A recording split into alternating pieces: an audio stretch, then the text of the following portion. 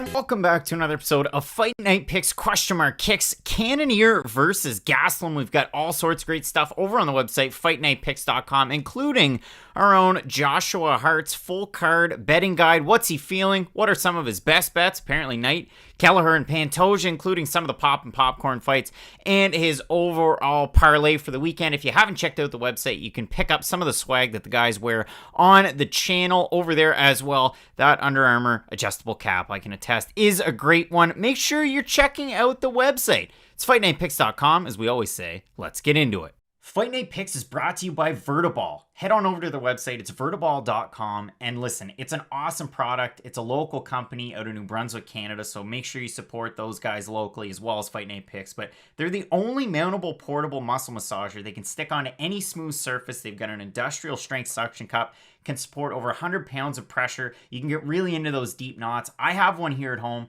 I use it for my back and my shoulders from holding up that Fight Night Picks Pick'em trophy. But listen, make sure you check them out. It's a great product. Like I said, they're recommended by physiotherapists, masseuses, and chiropractors across Canada, the US, UK, and Australia. And they're used by countless professional athletes like Minka Fitzpatrick on screen there, as well as Clellan Farrell of the Raiders. So if you head into the cart, make sure you check them out. So I've got a Vertiball massager in my cart right there. Use the promo code FNP. You're going to save 10% off your order. You're supporting this company here that I'm very passionate about in New Brunswick, Canada, and you're helping out us as well. So make sure you check them out, vertiball.com, promo code FNP, 10% off your order. And without further ado, let's get into it.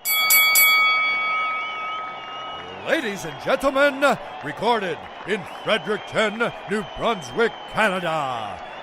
It's time for Fight Night Picks with your host, Craig and Matt Allen. Ooh, and just like that, Matt, we are back, and it looks like there's a little bit of a lag, but I'll play around with the settings. We have UFC Fight Night Cannonier versus Gastelum, and Matt, as I mess around with that, and we try and fix it a little bit, because maybe we overloaded our encoding, we've got an interesting card with a lot of different prospects, a lot of Ultimate Fighter, winners, but also contestants, as well as some big names that have come through Dana White's Contender Series. Overall, I know it's a card that might have flown under the radar. We also had Salty Veteran that didn't know that there was going to be a card today. So, hey, appreciate you for tuning in. But, yeah, overall, it is a sneaky card, and there are a lot of fights to look forward to. There definitely are. I know we're both extremely excited for Brandon Royval versus Alessandro Pantoja. I know that's on the Fight of the Night screen, but that's just one of those fights that I want to talk more about, because we've talked about this a lot. That probably could have been the main event this weekend. I know we're both excited for Jared Cannonier versus Kelvin Gastelum, but I gotta be honest, after Gastelum, and someone in the comment section said it, after him kind of being unprofessional and sort of missing weight at middleweight again, I'm really disappointed, because everything he said leading up to this fight was, oh, my training camp was so good. Everything was great. Everything was good at King's MMA. How good was your training camp really if you couldn't shed off those pounds? Because in my mind, if you had a great training camp, you're in the best shape possible. We know that this guy has made 170 pounds in the past. So the fact that he struggles so badly now at making 185 pounds has maybe hurt my hype a little bit for the main event, but I still think it should be a good middleweight fight. MMA, DFS, he didn't miss weight, I know he didn't miss weight, but it came in at 186.25, and then they gave him the extra hour to cut the quarter pound. So I understand he didn't miss weight, but the issue is that this isn't even his weight class to begin with. It's like when John Lineker missed weight at flyweight, moved up to bantamweight, missed weight again. It's like, really, John? Really? Like, if we know that you've been able to make something 15 pounds later in Kelvin Gastelum's case, then 185, we're really not asking that much from him. But even go back to the Michael Bisping fight. Like, there was a lot of controversy around him weighing in for the Bisping fight. He was one of the last guys to weigh in. Did he have an extra pound or not? It was just, there's always an oh, by the way, I should say, with Kelvin Gastelum, and it feels like those are starting to catch up to him now. It's going to be a lot of fun. And like we said, I mean, it's a great card. So let's throw it on over to the Fight of the Night screen, which is, as always, presented by Manscaped. Matt, we have a great fight. Austin Lingo, Luis Saldana, one of those fights that I had at the start of the week as a 50-50, and I definitely still see it that way. You know, we both had Luis Saldana at the start. It was a tricky one, but I think the pressure and the overall forward motion, along with the combinations of Austin Lingo, that's what makes this such a great fight. His wrestling added to boot. Luis Saldana, one of those guys that if it does go to a decision, you worry. He picked up his first decision win of his entire career, his last fight out. Many, myself included, thought that he lost that fight. So Saldana definitely has an opportunity to steal some of that thunder to really kind of win back the crowd here against Domingo, a guy that always brings it in his second fight and second consecutive fight outside of his home state of Dallas, where he trains out of Fortis MMA. I'm really excited for this fight because both these guys get such good work done in the pocket. That's going to result in such a fun fight for the fans because with Lingo, he does have power, he does have volume, and with Saldana, it's weird. I'll be honest, I never thought this guy was UFC caliber, if I'm going to be completely honest, but even in the last 5 fights, no matter what your opinion was of the Jordan Griffin fight, he has gotten better and he has constantly improved. And he's on, what, a 5-fight win streak now? So I expect a lot out of this fight. I think it should be phenomenal. Should be a great one. And I mean, over in the comments section, Salty Veteran saying Luis has to maintain range. He definitely does. Guani White Crow, Saldana should have this one here. And Andrew Bonifaz is here every week. He knows about the rib injuries. Throwing out the old injured ribs. Again, make sure you head into the chat. You can hit up the votes. 121 total votes. 58% have Cannonier to get the win right now. And I want to go up, Matt, because we did miss it because it was early on. Clay Loiseau hitting us up in the super chat. Thanks for selling me on Yadong last week. 5% of the extra winnings that he got. Appreciate just my 2 cents as well. You're hanging out. Rob G as well, Matt. Our second pick for fight of the night. Boom. It's Pantoja, it's Royval, and what else could we say? This fight is so great. It should have been the main event. It should have been the co-main event. I have a harder time getting up for Guida and Mark Madsen, even though it's a great fight. I have a harder time getting up for that one than I do this flyweight fight. These guys just don't know how to be boring. Pantoja throws crazy power in every single strike that he throws. I know the highlight of him knocking out Matthew Schnell was going around YouTube a bunch where it's just that clean overhand right face plant Schnell. He has real legitimate power at the flyweight division. And Brandon Royval's just so tricky. He can throw a spinning elbow into a flying triangle. And for most guys, you're like, hey, settle down, young man. But for Brandon Royval, it's kind of part of his game. And that's why this fight should be absolutely insane. He's tricky. Huh? He is tricky. He's tricky. Like, let's get a dance going. Jake Wright hitting us up in the super chat. Keep up the good work, fellas. Matt, Jake. Last week, it was weird because we had PFL, we had Bellator, and we put the video out for them. This week, you had PFL, Bellator, but we put out a UFC video. Overall, a lot of fun fights over at the PFL. The Fight Night Picks interview curse continues as Jenna Fabian lost to Kayla Harrison. But, I mean, the rollover from the last 2 weeks, the picks have been going quite well. Over in the comments section, Brandon Gerber saying Royval by decision. Matt the Mick, Royval by decision. Brandon Sanders, Royval. A lot of people going with Royval. It is a really close fight. I know we'll break it down a little bit more here in a few minutes, but that probably is the best fight of the whole entire card, just skill level wise. Matt Adams saying Royval is so likable. He definitely is, and if this is the first time that you've tuned in with Fight Night Picks !kicks, we're going to go bottom up and to the top, and I can't wait for the entire card. So let's do so. If you chime in halfway through, for those of you who are tuning in now, this is for next time. Yeah, you're going to know as much that at the end, we're going to go back up and down through. 213 tuning in right now, only 50 likes. I think we can get above 300 likes for this show. I know it might sound crazy, but we're going to make it happen. You're going to make it happen. We appreciate you. So, Matt, let's go back down through. And from bottom to top, Sasha Palatnikov taking on Ramiz Brahimaj. I can't wait to see what people are thinking about this one because over at Fight Night Picks on Instagram, we're going to reference the votes all night. 64% have Brahimaj to the 36% that have Palatnikov. For Palatnikov, it was unfortunate in his last fight. Yeah, because he had a little bit of success. He figured, hey, I'm going to take some time off. We're going to focus on the second round. We're going to focus on the third round. Hopefully, Impa Kasanganay expends a lot of energy in the first round, making his first move down to 170 pounds.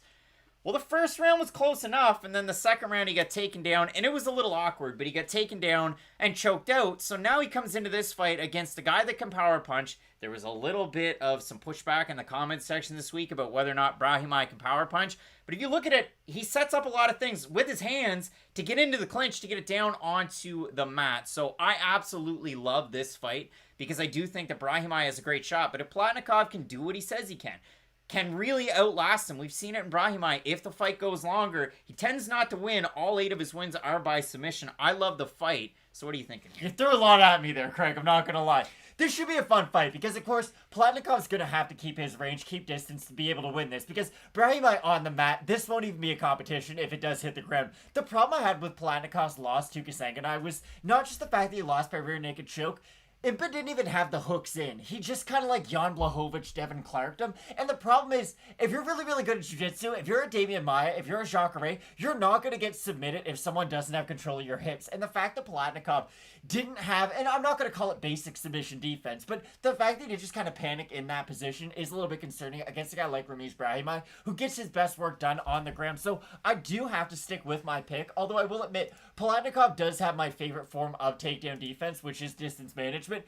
He does kind of get caught on in-betweens, though. He's somebody who gets a lot of his work done on the outside, and he doesn't have a lot of those in-close weapons that we like from, some guys like Dan Hooker, for instance. Knees up the middle, elbows up the middle, uppercuts and whatnot. So I do still like Brahimaj. It's fun because, as Matt Adams is saying, 63% have the underdog Palatnikov. On Topology, the odds open, -110 for Palatnikov. Again, both of them at par. He got up, he got down. He was about a -102. He's a +129 underdog right now. Ramiz Brahimaj coming back at a -153. I have Brahimaj as well. Brandon Sanders saying I have Brahimaj. And I wanted to go up a little bit further because Son of Texas said Sasha towered over my guy, and he did over at the weigh-ins. The other one, Ryan Warren, saying this one's going the distance. I think if this one does go the distance, then Palatnikov has a great opportunity to win. If you like Brahimaj, it's probably going to be by finish. I like Brahimaj in this fight, but yeah, this should be a great one. Wyatt Kenny referencing Sasha's line when he took on Kosei, and he almost lost, and then he didn't lose. So yeah, that was the way she goes. That's a fancy way of saying he won, Craig. He did win. All right, Matt, we move it into our next fight. We have Roosevelt. It's Roosevelt. That's Roosevelt Roberts. He's taking on the man himself, Ignacio Bahamondes. And this is one where, for Roosevelt Roberts, hasn't looked good in his last two fights. No. Now, he made a little bit of a mistake and a slip against Jim Miller, which you can't do because you're going to get submitted. And then in his last fight, he gets submitted standing up by Kevin Kroom. Now, it's a no contest on his record because of the weed. But for Roosevelt Roberts, you got to get back into the win column. For Ignacio Bahamondes, this is a guy that it just hasn't gone well, just in his last fight against a really tough out in, John Makdessi, a 10-year veteran of the UFC. So this should be a highly competitive fight. Again, if both of these guys are striking, that's what makes it so interesting. Two of the bigger guys in the Division 2. Long-range weapon's going to be in play here, so what are you thinking? This should be a really, really fun fight. I actually have high hopes for what the entertainment value of this fight could be, because for Roosevelt Roberts, he is a good striker. He does have good distance strikes. His boxing is kind of deceptive. It's good, don't get me wrong, but he's just really fast, and that really is his best skill on the feet. His in-and-out movement's really good. The issue I have, though, is that Bahamondes is really good at cupping that outside head like single collar tie and throwing uppercuts like Daniel Cormier against Alexander Gustafsson. So it'll be interesting to see what Roberts does at long range against Bahamondes, because outside the UFC, we've seen Bahamondes. He throws like Tony Ferguson front kicks. He's very, very active on the outside. But if you just look back to his last fight against John Makdessi, and listen, I know everybody has a different opinion on John Makdessi, but it's a good fight to have a UFC debut against. I'm not going to say he's at the upper echelon of what a UFC debut could be, but it's a good litmus test for a guy coming into the biggest show on earth. And I don't think Bahamondes looked awful in that fight. He didn't look great, don't get me wrong, but I think he proved enough in that fight to beat a guy like Roosevelt Roberts. Maybe Roberts goes out there, drops him with a big punch, submits him like he did our boy, Brock Weaver, forgot his name. But I don't think he's going to be able to do that against the much taller and rangier Bahamondes. But both guys really do need a win, and that really is the important thing about this fight. For Bahamondes, it's really hard to lose to an old John Makdessi on one ACL, and then lose to another guy who's basically on a 2-fight losing streak. And for Roberts, he really can't afford to lose 3 in a row, I don't think. So I do think that both these guys realize they have their backs against the walls, and we're going to get a great fight. Connor Cates, you don't know who's who. So there's that. B. Reed saying, look at Michael Johnson's and Lozon's recent records. We're not talking about this fight, Matt. If we have a look at the odds for this one, Roosevelt Roberts is the favorite. He opened an underdog, +140. He's a -153 right now for Ignacio Bahamondes, opening a -160 favorite. He's now a +129 in that underdog spot. And if we have a look at Fight Night picks over on the Instagrams for the total votes, 57% Roosevelt Roberts to a really tricky 43% going with Bahamondes. We see this fight as very close. Ray Cannonier is saying Roosevelt can't beat him, then he's out of the UFC. Sometimes if you lose to par fighters like Ryan Benoit did, it's see you later. So it is a really tricky fight. If you're making the pick, as we have it, a pretty well 50-50, then what are you saying? Oh, I still like Bahamondes. I think he will be able to get you had done. Roberts at the start. No, I'm kidding. No, I didn't. I had Ignacio Bahamondes. I do like him at long range. And then even Yeah, I like him long range. I think he's going to win the fight. I forget where I was going with that. I've got Roosevelt Roberts as the favorite in this one. I think he's got more tools in different spots, and I think if it makes it to the mat, that's where Roosevelt Roberts is going to shine in a fight like this. Based on Bahamondes, who is so good at his kickboxing. I know he's a former champion out of Chile. His father, a champion as well. What was the record? 23-0-1, I think, was his amateur kickboxing record. So I do like all of that. But again, yeah, for me, I'm going with Roosevelt Roberts. So we switch it on over to our next fight, Matt. This one at light heavyweight. We have the Nightmare, Mr. William Knight, taking on Fabio Cherant. This should be a great fight. Holy smokes, this should be a great fight because these two guys can finish. And if you look at it for Fabio Cherant, he normally softens guys up with long-range strikes in order to get some of those submissions that he will get. Great defensive submissions, great up against the cage. Tried for it against Alonzo Menefield, got caught in a Von Flue. For William Knight, he normally just uses physicality, and I know that's a cheap thing to say, but watch the way that he fights. And sometimes he gets caught on the feet, like the time he took on Tafon Chukwe, and he looked good before he got finished. And then sometimes he gets absolutely dominated by Da Un Jung, which scares me away from a lot of the picks. But when I look at this one, Matt, I do still like William Knight in this fight. I think Cherant's got a great opportunity to kind of steal some more thunder. But if William Knight loses another one, he's in a bad spot too, almost like the Roosevelt Roberts of the world. You can't really steal thunder from William Knight, Craig. You have to have thunder to get it stolen from you. And here's the thing. I don't think Fabio Cherant's a UFC caliber fighter. I understand he's in the UFC right now, and it's up to him to prove me wrong. The problem is William Knight might not be either. Because his last fight, he did look that bad against Da Un Jung. He got completely outworked, and that really was the problem in that fight. He didn't just get outstruck, he didn't just get out-wrestled, he got outworked. You just kind of tell that the fight got away from him, and he could never really bring himself back into it. And I think he will be able to land a big shot on Fabio Cherant, because listen, I don't think Cherant's going to go out there like Max Holloway and start saying he's the best boxer in the UFC, and all of a sudden develop really good head movement. So I really do think this is going to be one of those fights where the first guy who lands a big shot very well could win. If Cherant clips William Knight with a big shot, he might be able to submit him once it does hit the mat, but I am ever so slightly going to pick the one-punch ability of William Knight to hopefully shine through in this one. You look at the odds for this one, they're close. That's the story for the entire night. William Knight opened a minus 325. He's a minus 174 right now. Fabio Cherant, the third biggest mover and shaker at a 47% clip. And if you look at Cherant, open a plus 275. He's a plus 146. I look at Cherant's record, and again, I talked a lot about the wins that he had coming into the Menefield fight, being a sneaky fighter on short notice. Eric Murray, 5-3. UG, who was 3-0. And then Myron Dennis, that's a really nice win at 18-7, but if you really want to pick it apart, you can for both guys, Matt. I still do like William Knight in this fight at Fight Night Picks over on the Instagram, as Rob G hits us up in the Super Chat. Great job as usual, guys. 75% going with William Knight. So if you do like Fabio Cherant, you let us know, but yeah, I'm going with William Knight in this one, Matt. Our next fight, Bia Malecki taking on Josiane Nunes. If you saw the face-offs, they looked as silly as my picture will in front of you.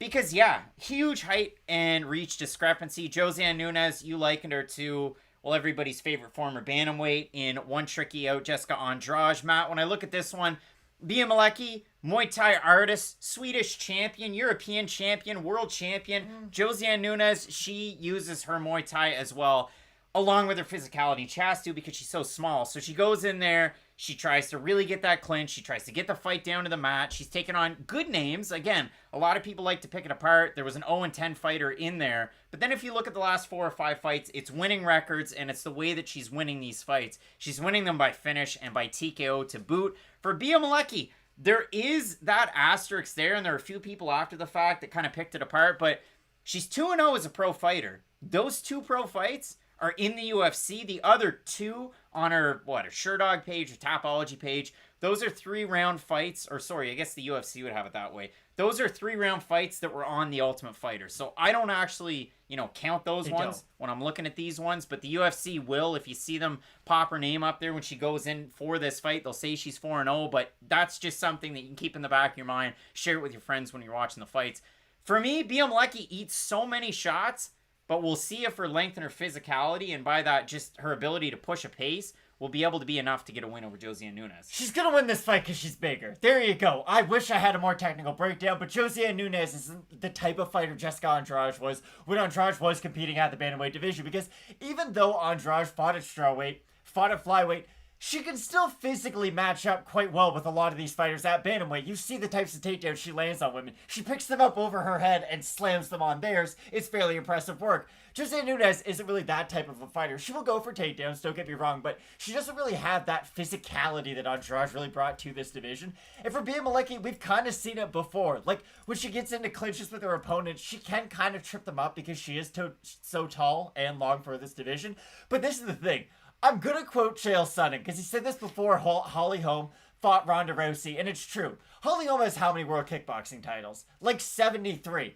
Let's calm down, though, okay? It's not like Holly Holm's the best boxer in the world. Bea Malecki's the same thing. She might have 17 World Muay Thai titles, but she's not that good at Muay Thai. She's not so good at Muay Thai in the bantamweight division that now I think, oh, she could beat Jermaine Durandamy or something like that. Like, Durandamy would mop the floor with her. So would Amanda Nunes on the feet. I think she's an okay fighter at range. And really, I've just been talking a lot of bad things about this fight, and I don't mean to, but I do think Bea Malecki's going to be able to get this done, basically just by being 9 inches taller. Ray Cannonier, to answer your question, she only fought twice. 2 fights on The Ultimate Fighter, she lost one of them. Then 2 fights in the UFC, she's won both of them. And then before that, she had a great Muay Thai career, and she had a decent amateur career as well. But when I look at this fight, again, the issue for me, Bea Malecki eats a ton of damage. She has a weird guard, and it's like MMA and Muay Thai fused. But she's so good at Muay Thai, isn't she? Great with striking defense? No, it's not that good. And it's one of those ones where she eats a ton of shots. Duda Santana was beating her handily in the first round of their fight. She was beating her in the second round until she went for a takedown. Kind of the momentum went against her, and then Bea Malecki's on top, hits her, she gives her back, and she chokes her out. And against Veronica Macedo beat her in the first round, and then in round 2 and round 3, Macedo had 0 gas tanks. So for me, I look at this one, the Fight Night Picks fans on Instagram have 62% Malecki, 38% Nunes, and if we have a look at the odds, Bea Malecki open a -130 favorite. She's a -158 right now. If you look at it for Josiane Nunes, the underdog, she's a +133. I've got the underdog fighter in this one. I still like Josiane Nunes, and we're in disagreement. That's fine. Yeah, no, again, I don't think Bea Malecki's going to go out there and change the world in this division, but I do think she at least has the tools to beat Nunes. 401 tuning in right now. All I asked for was 300 likes. I think we can do it. If we do it, I'll eat a ghost pepper Pocky chip, and I've got them sitting outside of this room. So 300 likes, we're going ghost pepper. I know there's a lot of hot sauce fans in the comments. I, of course, have shot not once, but twice Poirier's hot sauce. It is very hot, Matt. Our next fight, it's a tricky one. You've got Brian Kelleher taking on Domingo Pilarte. And for Domingo Pilarte, he's another one of those fighters on this card that definitely needs a win. His last time out, unsuccessful, got finished by Journey Newson. It was quick, it was easy, and he's been out for a very long time, too. The strength of schedule definitely lies with Brian Kelleher. Might sound silly because if you look at it for Pilarte, big wins coming into the UFC over Vince Morales and the man himself, Adrian Yanez, albeit that one was by split, but a huge name on the mantelpiece. And for Brian Kelleher, I mean, who is he beating in the UFC? There's a guy that you can't see. He's on a picture. He's on my wall. Renan Barão. Wow. Remember Renan? So, Matt, yeah, when I look at this one, it is a tricky one, as are most of the fights on this card. What are you feeling here? So this thing about Brian Kelleher, I think he's a bubble top 15 guy. He's in that, like, 20 to 15 range, I would say. The only issue is, I don't really know where his durability is at this stage of his career, because there's kind of like pre-John Lineker Brian Kelleher and post-John Lineker Brian Kelleher, where after Lineker, like, KO'd him bad in that fight, it's not like he has a glass chin, don't get me wrong, but when he gets hit clean, he can get wobbled. Like, even Cody Stamen hit him with a few good shots that at least sort of flashed him, and that's a little bit concerning when you're fighting a guy like Domingo Pilarte, who's massive for this division, and that really will be the big key. If he can land one big shot on Kelleher, let's say if Kelleher's reaching for a takedown, I think Pilarte might be able to land maybe an elbow, just something short on the inside that could at least hurt Brian Kelleher and make this fight interesting. But I'm going to say that Brian Kelleher is at least 90% of what I assumed prime Brian Kelleher was. I think he will be able to outgrind Pilarte for a decision. If he can put his head right in Pilarte's chest, mix in his wrestling with his striking, I do feel like he's going to be able to do enough to win this fight. Because look at what Brian Kelleher's losses are. They're to John Lineker, Cody Stamen, like some of the best fighters in this division. And personally, I don't think Pilarte has that kind of a ceiling or mainstay power in this division. So I still have Brian Kelleher. They are who we thought they were. Now, the question out there from OJ's, have I tried Da Bomb? You're damn right I have. And it's hot AF, and it tastes like garbage, and it also smells like it. MPTV saying Kelleher's experience should carry him through this one. Matt, if we have a look at the odds for this one, I remember that Brian Kelleher was the favorite, and he still is the favorite. He opened a -140, he's a -173. If we look at it for Domingo Pilarte, he opened a +120, he is a +146. And if I reach around and grab my phone and we have a look at the Fight Night Picks votes, 77% Kelleher to 23% Pilarte. All it really is, can Brian Kelleher figure out the distance management? Because Domingo Pilarte is one of those bigger, longer, rangier guys in this division. If you look at it, could Felipe Claris do it? Yeah, he could. Could Jeremy Newson do it? Well, he closed range, knocked him out. Brian Kelleher is probably going to go for the takedowns in this fight. Now, will it work out kind of the way that it did when he took on Montel Jackson? That's the comparable. If you like Domingo Pilarte, I personally don't. I've got Kelleher. Will Duke, you rock. Thank Hit you, us up Will. in the super chat. Thank you so much, Will Duke. 188 likes. That goes Pepper Chip. I'm not looking forward to it, but I bought it nonetheless, Matt. We have this one as a possible fight of the night. Luis Saldana taking on a really tough out in Austin Lingo. Again, I talked about it at the start. It's the pressure, it's the volume of a guy like Austin Lingo. And then when you look at it, for Luis Saldana, every win a finish but his last fight where he got taken down, he got controlled for periods. Now, again, he won a split decision against Jordan Griffin. But in this one, it's going to be interesting. Will Austin Lingo shoot early and often, or will he stand? Because I think if he stands with Luis Saldana, it's going to be a matter of time before Saldana figures out range. Eddie Cha yelling those commands out there. He does such a good job live for his fighters. I think that's a big difference maker, but Saif Saud, we've seen him. He just yells fighters into wins, or he yells at Uriah Hall and he doesn't win. Yeah, both of those have happened. This is the thing about this fight. Austin Lingo might be able to win the bigger moments of this fight. He might be able to get a big takedown. He might even be able to drop Saldana if he is able to land a big shot. My issue is that I think Saldana is just going to be more consistent from the opening bell until the last one. I understand that it is hard to win rounds when you're defending takedowns, and I'm sure there are going to be a few of those positions where it's him with his back up against the cage and Lingo shooting for a shot. But I still think him at distance is going to be able to do enough work to at least win over the judges' minds if this does end up to decision.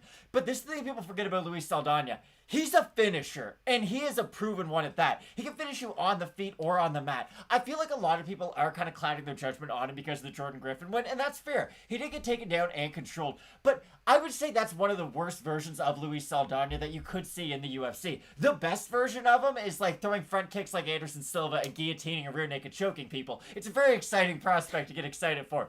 I feel like we are going to see a fighter more in line with the guy pre-UFC run, and I do think that the Griffin fight had a little bit to do with octagon jitters. He was waiting a lot in that fight for Griffin to come to him, and if he is the more active guy in this fight, I feel like he'll be able to piece up Lingo at distance. The thing is, though, Saldana does like to throw in combination. He will throw 2 punches followed by a kick, and that's going to be great, don't get me wrong. But if he does extend that combination for 1 or 2 strikes too long, Lingo might have the opportunity to hit him with a big counter shot. I still don't think that's going to be enough, though. It just will be a small window for Lingo to capitalize on, but I'm still picking Saldana. For Austin Lingo, he throws those great hooks to close distance and really land nice power shots when he is in the clinch. If you have a look at Fight Night Picks, 59% Saldana to 41% Lingo. I'm in agreement here with Brandon Crockett saying toughest fight on the card to pick.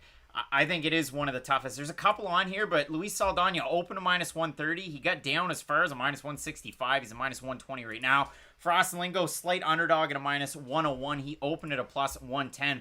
Both of us have Saldana. I think Saldana, again, there's a few blueprints there, albeit Austin Lingo's only lost the one time. But if you do look at it, side-to-side movement is key in a fight like this. Move side to side, throw in combination, throw a nice jab, and there could be some great opportunities for a finish in there as well. But both of us going with Luis Saldana here, Matt.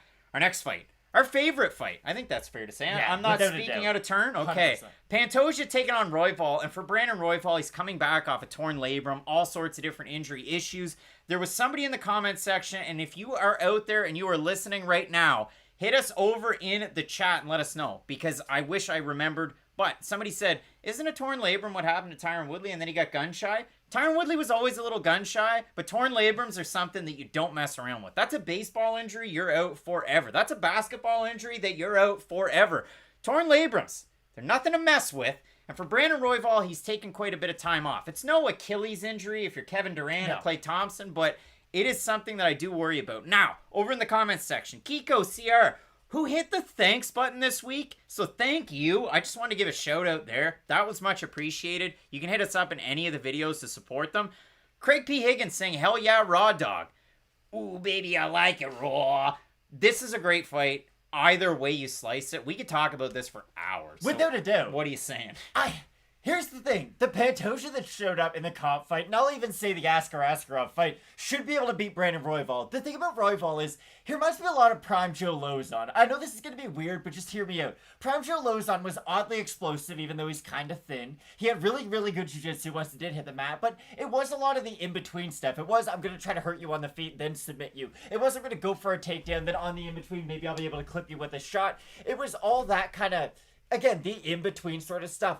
Pantoja's great at that, but so is Brandon Royval. And the thing that I can't get out of my head is that Brandon Royval gets hit, and he gets hit quite a bit. And against a guy like Pantoja, that's not really a skill that I think you want to have. So I'm still picking with Pantoja on this one. And I really like the leg kicks, too. That's the other thing. If he invests in them early and often, I think it'll make the fight a lot easier for him in the long run. Matt, I left, and 206 total likes. Haunted Ghost Pepper. It's the hottest one they make. They say, warning, it's freaking hot, and made with real ingredients, which is ghost pepper. So, hey, 300 likes, I'm doing it. I don't give a damn. So, Matt, when we have a look at this one, listen, the votes are really close. 53% going with Pantoja, 47% with Brandon Royval. If you have a look at the good old odds for this one, Brandon Royval is the underdog in around a plus 145. He opened a plus 105. You look at it for Pantoja, open to minus 125. He's a minus 172 right now.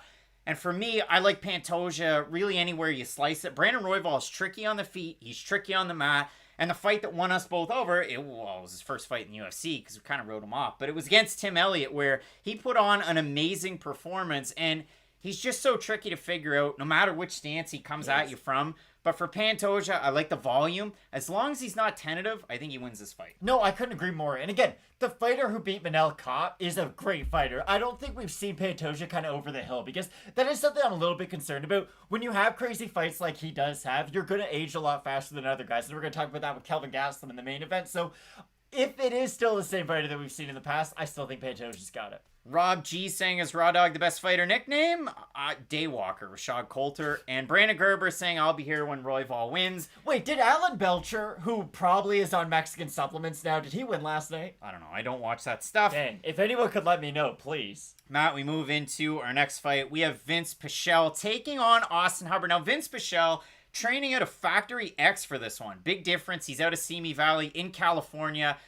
The Real Bros of Simi Valley. I like that when it was on Facebook Watch. But when I look at it for Vince Pichel, really investing in himself at 38 years of age, second highest takedown accuracy of all active lightweights in the UFC behind one. Can you guess who it is? Gregor Gillespie. Islam Makhachev. Vince Pichel, number 2. His takedown defense isn't great. It's about 28%. But listen, if you're Vince Pichel, you're a top control type of guy. And if you get taken down, that's just part of the fun.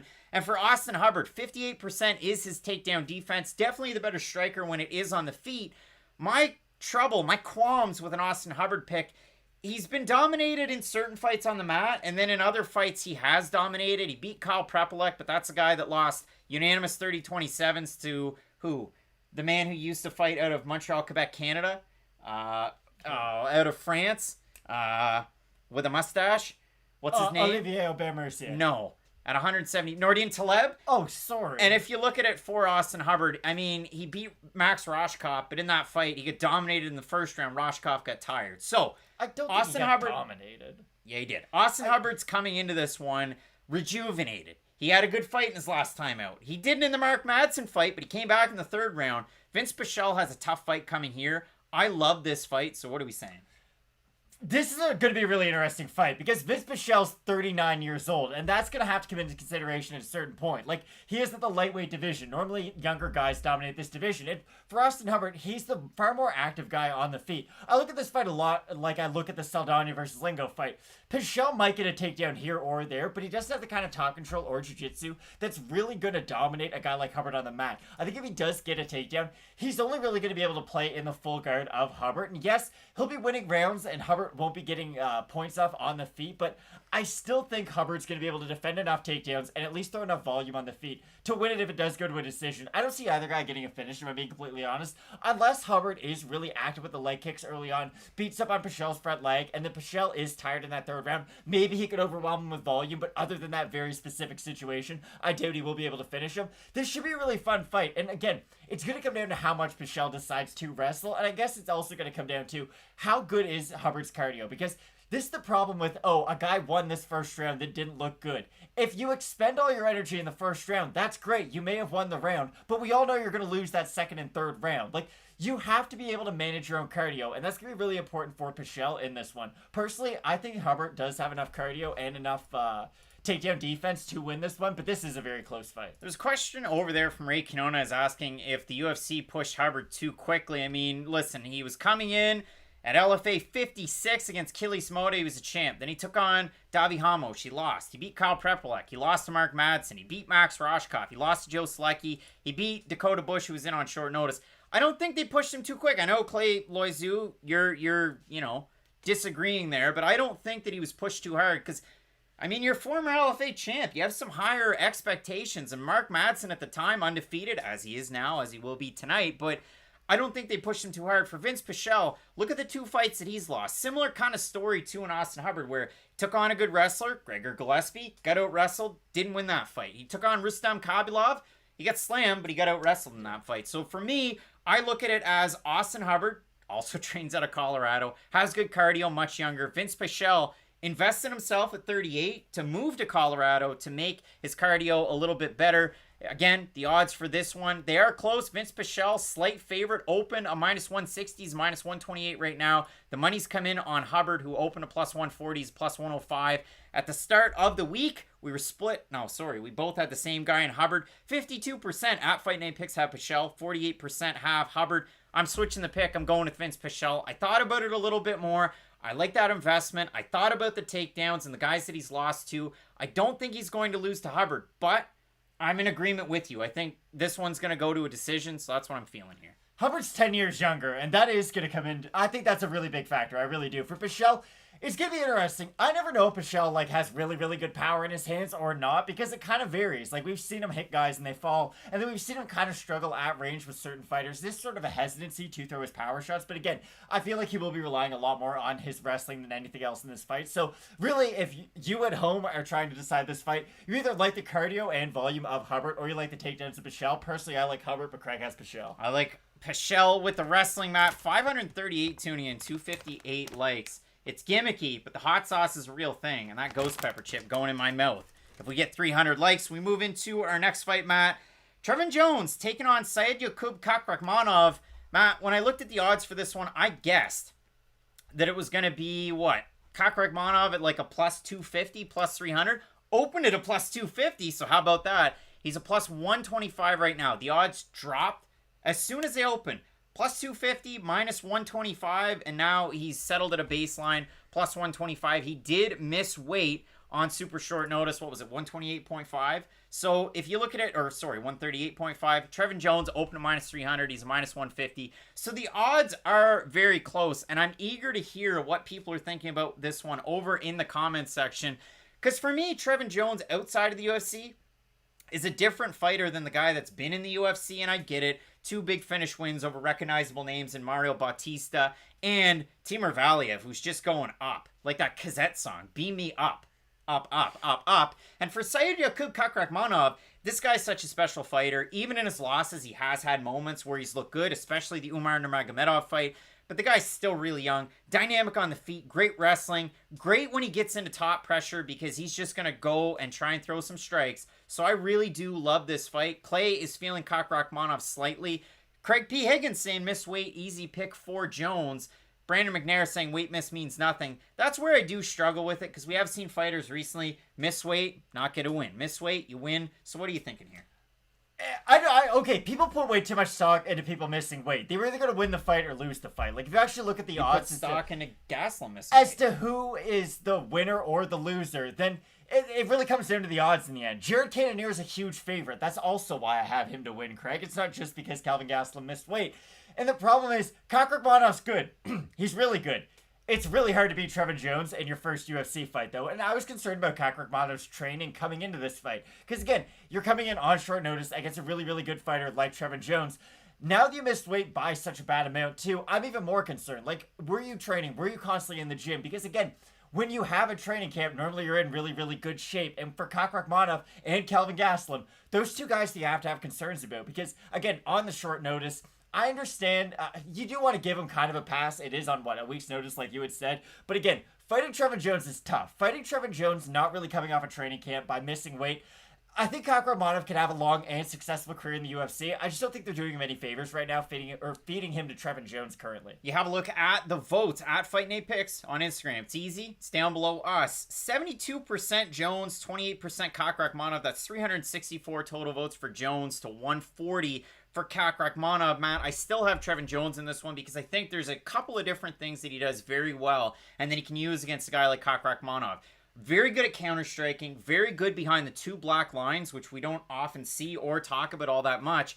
And then if it does go to the mat, this guy has his black belt in jiu-jitsu, and he's been training at Drysdale at BJJ. And to bring in another name that trains there, that we kind of throw shade on, Max Roshkov, he trains there, fought for Cage Warriors recently. In the he also California has like card. 11 out of 10 power in his hands, too. He does. And for Trevin Jones, I like a lot of the things that he brings into this. I think that Said Yakub Kakrakhmanov is a great prospect, and if he gets a win here, I wouldn't go, man, I'm surprised. But, yeah, I've got Jones on this one. It's a pop and popcorn fight for me. Break Quiones, because records are for DJs. Records don't tell you the full story about a fighter. Look at Jan Blachowicz. Look at Vicente Luque. He had an awful record coming into the UFC. He had lost a bunch of fights by decision, and you look how good he is. Records don't matter as much as you think. All right, Matt, we go into our next one. Parker Porter taking on Chase Sherman. Can Chase Sherman finish Parker Porter? Because if he doesn't tend to win decisions. And can Parker Porter outlast them like he wasn't able to do against John Jones? Those are the questions, Matt. And those are really big and important questions, I guess. This is the really important thing. Parker Porter, okay, I guess let me take one step back. MMA is not a big world. You know, like, you don't know a lot of people who do MMA on the weekend. In the NBA, a lot of people play basketball. I played basketball today before shooting this video. A lot of people do it, so the best people who do it are like these crazy athletes that no one can ever get close to.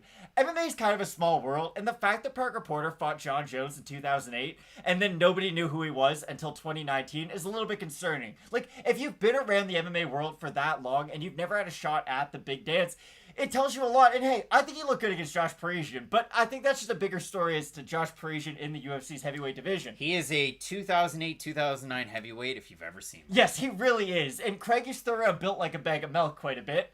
I think that could describe all three fighters, Josh Parisian and both guys we're speaking about right now. Sherman's a good I guess, yeah, Sherman does look pretty good right now, and that really is the key for this fight. I do think Sherman has, the much better cardio, and he does have good output for the heavyweight division. That's the one thing Chase Sherman at least sort of separates himself between other average unranked heavyweights. Again, these are unranked heavyweights, Craig. We're splitting hairs right now. With Chase Sherman, we've seen him invest in leg kicks in the past, and again, if he does start going downhill throwing combinations, he can have some good work. The only issue is that, again, he's very hittable, and when he does stay in the pocket, he's going to get clipped a lot. Look at Walt Harris. Walt Harris hits him with one of the filthiest combinations you're ever going to see, and it ends with like this big knee going up the middle. It was very, very nice. It's just a big weakness of Chase Sherman. He looks great in the pocket, but he's also really, really susceptible to getting hit by big shots when he's in that pocket. So I still have Chase Sherman, but again, you could probably convince me otherwise if you had a strong enough argument for Parker Porter. Yeah, I mean, this is a really, really close fight, and it might sound silly because Chase Sherman has all of the experience in the UFC, and outside the UFC with Island Fights, he looked good, and with BKFC, he looked good, I guess. Clay Collard was good in pro boxing, Chase Sherman was all right in BKFC, but Chase Sherman opened to minus 155. He's a minus 190 right now. Somebody liked him a lot. A lot of people liked him a lot. Porter opened to plus 135. He's plus 159. The votes at Fight Night Picks. 82% Chase Sherman. If he uses a jab, if he throws those nice hooks that he can with either his lead left or with his right hand, and if he's able to mix in some of those kicks, I think he can have success. Ike Villanueva hit him a couple of times, but Ike Villanueva went down in that fight, and I get it, he moved up, so on and so forth, but yeah, I've got Chase Sherman in this fight. If you can make a compelling argument about Parker Porter, kudos to you, but yeah, to me, I'm going to be going with Chase Sherman. Matt, we move into... What's up, Fight League Atlantic? The co-main event, Fight League Atlantic. I can't wait to head to Fight League Atlantic in September. I'm going to be wearing my shoes that I got with, the customs from Kemi at Kemi's Creations. Yeah, I got, look, the Ronin. Carlos Newton on one of them with the Jordan, and then the other one's got George St. Pierre. Matt, in this fight, though, Clay Guida, Mark Madsen, two guys that can wrestle. And for Mark Madsen, such a special wrestler, in fact, that he won an Olympic silver medal at the Olympics. I mean, what can I say? How else would you get an Olympic silver medal, Craig? Yeah, that's what they say. Miz, how's it going? Matt, in this fight, you've got Clay Guida that has looked good lately. Like, in the last 3 or 4 years, he's looked better than he has, like, maybe the 3-4 years before that. So there's that. Clay Guida, 2 years away from being 2 years away. Picking up big wins over guys like Michael Johnson. Picking up big wins over guys like Michael Johnson. So Matt, far over so the we got a fight like this that is tight. And if you look at it for Mark Madsen, is he able to get through those cardio issues? You know, in his last time out, he did have the broken jaw. He's been off for quite some time. For Clay Guida, he has been the busier fighter. So what are you saying here? Again, Clay Guida could win this fight if he is able to stuff a lot of takedowns early, but I just don't think a 40-year-old Clay Guida has that in him anymore. This fight really comes down to how good do you think Marco Madsen's wrestling is? I believe it is very, very good. Now, I know cardio does play a part into it eventually, but I still think that Madsen's going to be able to bank 2 rounds. That's really what this fight comes down to. Clay Guida is not a finisher at this stage of his career. I know what you're saying. He doesn't look like he's so far past the hill. Kind of like BJ Penn, his last few fights where you were like, okay, he probably shouldn't be doing this. Clay Guida can be competitive with some guys in the division. And again, there's a reason they're matching him up against a 9-0 former Olympic silver medalist. Like, this is a very niche matchup that I know we're excited for, but I don't really think a lot of, and I hate using this term, but just MMA casual fans are really attached to this fight. No matter what that is, I still think Marco Madsen's going to be able to win 2 rounds. And that's all you really need to do in a co-main event that does not involve Leon Edwards and Nate Diaz. So I think Marco Madsen's going to be able to win this, but Clay Guida could go out there and shock the world. Again, he still has good cardio at this age, and wrestling is one of the things he's better at. So this could be an interesting fight, but I still like Mark Madsen. Guida coming back at a plus 140. Mark Madsen somewhere around a minus 168 at Fight Night Picks for the votes. 67% Madsen to 33% Guida. I've got Mark Madsen in this one. Again, you talk about it, and boom. If you're able to take down Clay Guida, if you're able to control him up against the fence, which is a lot easier said than done, I think Madsen's going to be able to get the win. Again, if you look at it, he's 10-0, and he's got those finishes in there. A few by TKO, a few by submission, a few by decision. And if you look at it his last time out, Jake, how's it going? Yeah, if you look at it in his last time out, Hubbard was able to get the 3rd, great cardio. Both of these guys not young, but a lot less miles on the clock for Mark Madsen. So for those reasons, I like Mark Madsen. Tristan is saying, should we take the over in this fight? Maybe. I don't see Clay Guida finishing Mark Madsen. I see a slim chance for Madsen to finish Guida. What are the odds on that? Fight goes the distance. Yeah, fight goes the decisions, minus 208. So if you like that, a little bit of chalk there. I don't know. Yeah, Mark Madsen should win this one, though. Mark Madsen should win this one. Matt, we move into our main event of the evening. We're 10 likes away from the Pocky chip, but I don't think it's going to happen. So I'm going to get away scot-free, Matt. And my face that's quite white could resemble this shirt, but probably won't happen. When we look at this one, you've got 2 really good fighters. You've got a great guy in Kelvin Gastelum who won the Ultimate Fighter. You've got Jared Cannonier, heavyweight to light heavyweight to middleweight. And this is a guy that got knocked out by Sean Jordan early on in his UFC career. This is also a guy that beat Jack Hermanson in Hermanson's hometown fight. So for Cannonier, he comes in here off a long layoff. Both of these guys, their last wins were, well, their last losses were Robert Whittaker. For Kelvin Gastelum's last win over Ian Heinisch. What are we saying here? Because I know you talked about pounding the rock and chipping away. A lot of people are saying Gastelum has one of those iron chins. Is Cannonier going to be able to crack it? What's going to happen? Jared Cannonier walks around at like 220 pounds. He's so big it's not even funny. And this is the thing about this fight. You have a former welterweight fighting a former heavyweight. That's a wild thing to just say, because at one point... Oh. Continue. Okay. This is one of those fights where Jared Cannonier is probably going to have to lose 4 rounds just to come back and win that 5th one. He's got massive power in his hands. And I think he can knock out Kelvin Gastelum. I really do. It's going to be interesting because, excuse me, Kelvin Gastelum has the speed advantage in this fight. That was something he didn't have against Robert Whittaker. So I feel like he looked a lot worse against Robert Whittaker than he almost had to. I think we'll see a better version of Kelvin Gastelum. But the thing is, he's always going to be walking into big power shots from Jared Cannonier. And I think Jared Cannonier is that kind of guy with his power. And I do think he's going to be the first guy to finish Kelvin Gastelum. I normally don't say this, and I don't say finish or, goes to the decision, but I actually do like Cannonier inside the distance. I know it's wild. We've never seen Gastelum stop, but we're starting to see his durability get chipped away, right? Like, against Adesanya, he was eating big shots, and I guess he's still eating big shots, but against Robert Whittaker, Robert Whittaker head kicked him, hurt him early, and then he just never was able to get out of that first gear.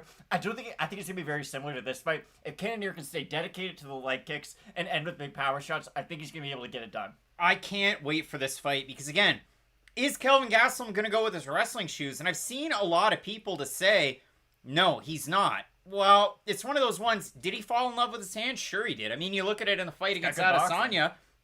Great fight, great boxing, great on the inside. And if he wrestles, yeah, Chris Weidman's going to finish you. But he's a former champion. Like, crazier things have happened. So, for Kelvin Gastelum, for him to wrestle against such a good fighter, Ian Heinisch, such a good wrestler, and have success and look great in that fight, I wouldn't be surprised if he comes out and does the same thing against a guy like Cannonier. But to miss weight, it scares me for that reason. This is the only flip side to that. We've seen guys try to wrestle Jared Cannonier at 185 pounds. It's weird because at heavyweight and at light heavyweight, it always felt like that was his kryptonite. Look back at the Cutelaba fight. Cutelaba is able to get takedowns on him, but on the feet, he's much more technical than Cutelaba was. Then look at the David Branch fight, which would have been Cannonier's welcome fight to the division. He did a really good job because he's so much physically stronger than most guys at middleweight. He's a big guy for the division, and you could just tell that, like, when guys try to take him down, he has a different level of strength that they're just not used to at this division, and that's my problem if you do think Kelvin Gastelum is going to wrestle a lot. This is a 5'9" middleweight fighting a guy who fought Sean Jordan.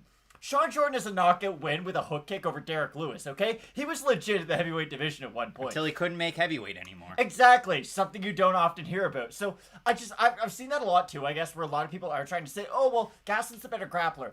I have this thing where, listen, you might be the better grappler, but until you show me that version of you in the UFC, I don't really care. And we haven't really seen Kelvin Gastelum with the wrestling shoes on in a hot minute.